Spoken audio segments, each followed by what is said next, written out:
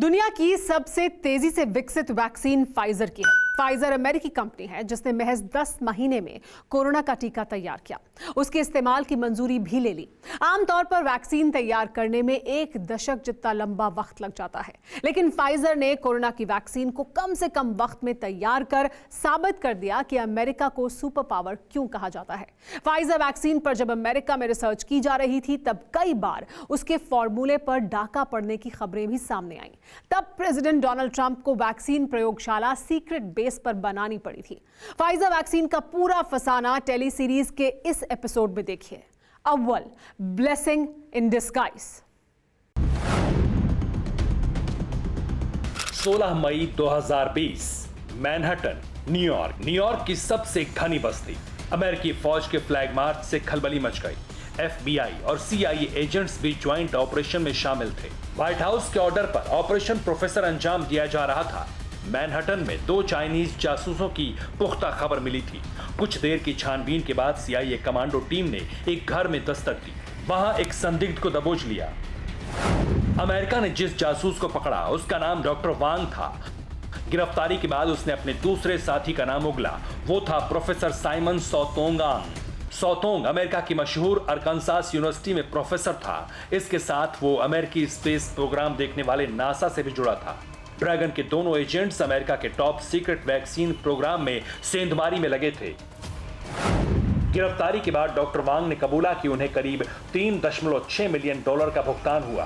भारतीय रुपए में ये रकम करीब 27 करोड़ 31 लाख के बराबर बैठती है। चीनी एजेंट्स ने मैनहट्टन में जहां सेंधमारी की वो कभी अमेरिकी एटमी प्रयोगशाला थी, लेकिन कोरोना काल में इसे वैक्सीन लैब में बदल दिया गया था।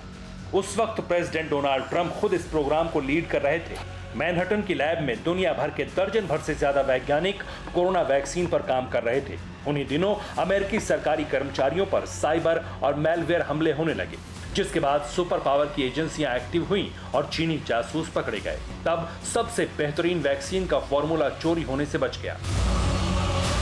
फाइजर कंपनी ने कम से कम वक्त में कोरोना का टीका बना लिया। 10 दिसंबर 2020 को इसकी पहली डोज न्यूयॉर्क की नर्स सैंड्रा लिंसे को दी गई। फाइजर ने नई तरह की mRNA कोरोना वैक्सीन बनाई, जिसमें महामारी के दौरान जमा किए गए कोरोना वायरस के जेनेटिक कोड के छोटे टुकड़ों को इस्तेमाल किया गया। ये जेनेटिक कोड के छोटे टुकड़े मरीज की रोग प्रतिरोधक शक्ति को बढ़ाते हैं। इससे पहले कभी इंसानों में इस्तेमाल के लिए mRNA वैक्सीन को मंजूरी नहीं दी गई थी। ये बहुत ही कॉमनली देखा जा रहा है कि एस्ट्राजेनेका के वैक्सीन जिसमें कि क्लॉट बनने की संभावना बढ़ गई थी या वैक्सीन इंड्यूस्ड थ्रोम्बोटिक थ्रोम्बोसाइटोपिनिया की वजह से जो क्लॉट बन रहा था, तो अभी कनाडा में बहुत जगह जो सेकंड डोज है वो फाइजर बायोटेक का दूसरा वैक्सीन लगा है।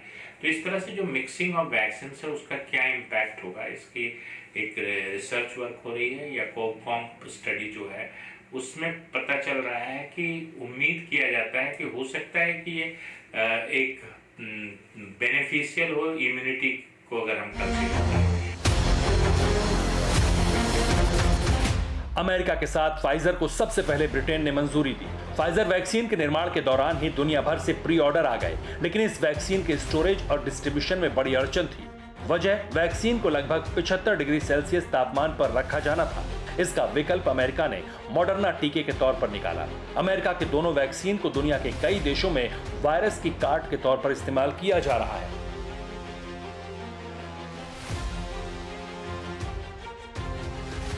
हालांकि फाइजर की वैक्सीन के 1-2 मामले बेहद डरावने साबित हुए थे।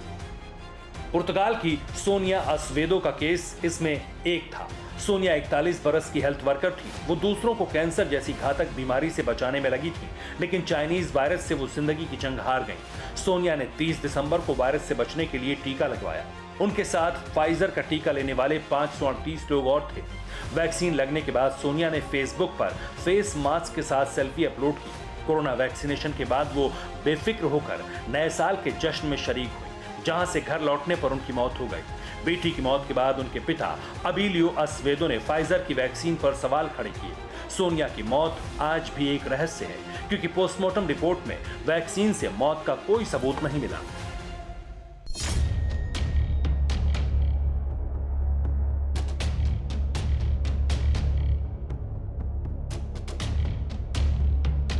फिक्र आपकी, सोमवार से शुक्रवार रात 9 बजे सिर्फ TV9 भारतवर्ष पर।